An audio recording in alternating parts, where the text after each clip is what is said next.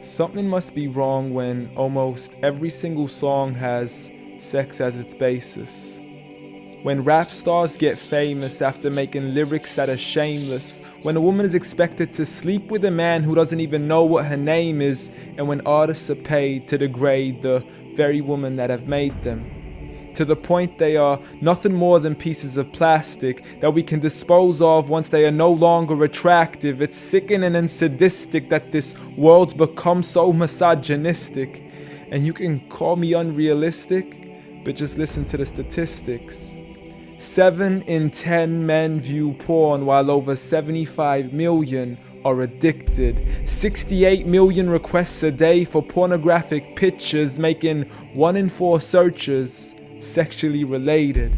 It's like nobody even knew she existed until she got naked, degraded and abused over and over again just to gain millions of views. It's a shame we've subdued to a definition of beauty which is so misconstrued, as we judge each other's looks off of Facebook likes, Instagram pictures to filter off what we really look like. See, we are so obsessed with our outside, we have slowly lost sight of who we really are in real life.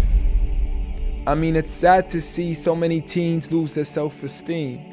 Looking at these magazines thinking they have to look like what they see. Please, you are worth much more than a 2D image on a screen. You are a living, breathing human being. If only you knew what you really mean. Just look into your history books and begin to read of all the girls in the world who were capable to achieve, and you will surely see with certainty females like Fatima al-Fihri, who opened the first ever university, Rufayda al-Islamiyya, the first nurse to perform surgery, and Aisha bint Abi Bakr, the greatest female scholar in eternity. It's a shame you probably haven't even heard of these great female prodigies. Honestly, we don't need to give up our modesty in order to be successful, for you are worth much more than a commodity that is sexual. You have so much more potential if only you knew your worth.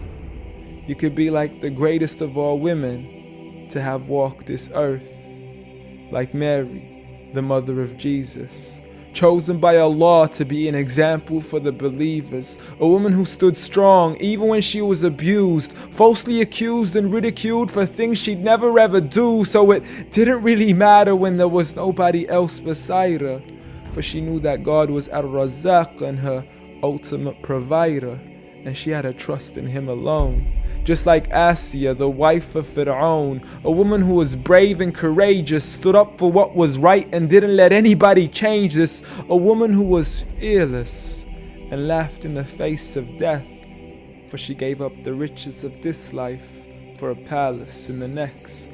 Next up, Khadija, the mother of the believers, a wealthy merchant who had nurtured the Prophet for over 25 years, his first wife, the love of his life, and the mother of his kids. She was the first to believe in him when nobody else ever did. She just is, beyond any words that can make you understand. So much so that even Allah sent her His salam. She was grand, and Allah assured her, just like her daughter, Fatima, the master of all women in paradise, a woman who would shine so bright she was nicknamed as Zahra, the splendid one with the most generous of hearts, a woman who gave up so much of her food she had no choice but to fast. She would fight on behalf of her father even as a little girl.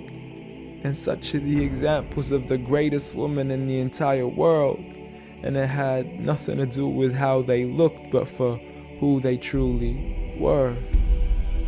So ignore the standard of success defined by society, when God has said that the best of mankind are those who have piety, regardless of your shape, your color, or your race. For God does not look at your bodies, nor does He look at your face. Rather, He looks towards your heart and checks your faith.